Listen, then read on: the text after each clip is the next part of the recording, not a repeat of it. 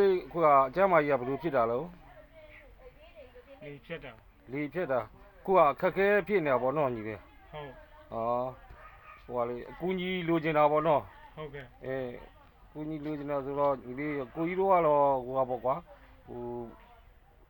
ကူကြီးချင်တာပေါ့ကွာဒါပေမဲ့ဟိုပရာဟိတအဖွဲ့တွေနဲ့ကိုကြီးကဒါသိအောင်လို့ကိုကြီးကဟိုပါပေါ့ချိတ်ဆက်ပေးတဲ့ပုံစံမျိုးပေါ့ကွာကိုကြီးလိုကတော့မကူညီနိုင်ဘူးပေါ့ကွာဒါပေမဲ့ပရာဟိတတွေအဖွဲ့တွေနဲ့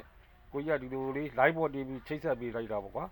ဒီလေးမှာအခက်ခဲကတော်တော်ဖြစ်နေတာပေါ့ဟုတ်ကဲ့မျိုးတွေရှိပြီးအားမကူပါဘူးအဲ့ဆိုရင်တော့ညီလေးကခုပုံစံတိုင်းဆိုတကောင်ကျွတ်ဖြစ်နေတာပေါ့တကောင်ကျွတ်ဖြစ်အစားတော့ကောဗတဲ့တော့အခြေအနေလေးကအစားတော့တွေပါလေဆောက်ကဒီလိုပါပဲညီမကျွေးနေလို့စားနေအဲ့လိုလားဟုတ်လေးဖြတ်တော့ဒီလက်တွေကဟိုမတန်တော့ဘူးပေါ့နော်မတန်တော့ဒီဘက်လက်ရဒီဘက်6ရောက်ရလားဟုတ်ဟုတ်ပြီဒီလက်ကလှုပ်လို့မရဘူးပေါ့နော်လှုပ်လို့မရ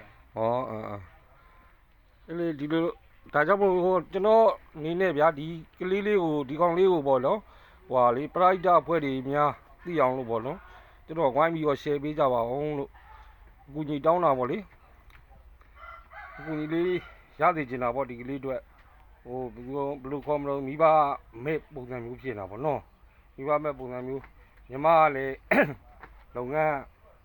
သိအစင်မပြေရှိတယ်လေတော့ဟိုမရှိတလဲရှိတလဲဖြစ်နေတော့သူ့မှာလေဟိုကြက်မကြီးအတွက်စေကူစိတ်လည်းမရှိစားဝတ်နေရလည်းအစင်မပြေအဲ့လိုဖြစ်နေပါလေဗျာအဲ့ဒါကျွန်တော်ဟိုဒါလေး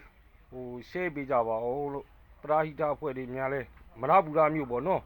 မရဘူးလားမြို့ကြံတဲ့ပေါက်တန်းပေါ့နော်အဲ့မှာနေထိုင်ပါတယ်လို့အဲ့လေးကိုဝိုင်းပေးကြပါအောင်လို့ကျွန်တော်တော့ဟိုမေတ္တာရက်ခံပါတယ်ခင်ဗျာ